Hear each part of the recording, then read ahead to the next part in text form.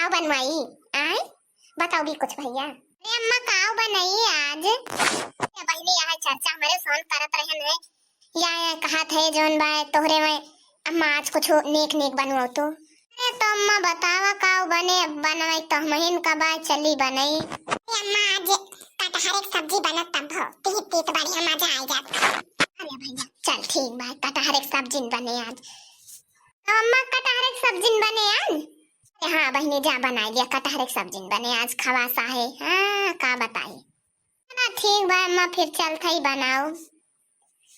हो भैया लोग आज हमारे बूढ़ा कहीं है कटहर एक सब्जी बनवाए कहे और चलता है ना आज कटहर एक सब्जी बनाओ जौन बाय बढ़िया से बनाओ। हम यह सोचा थे कि तीत ना हुए नहीं हमारे एक जने तीत ना खाते बिगड़ जाइए।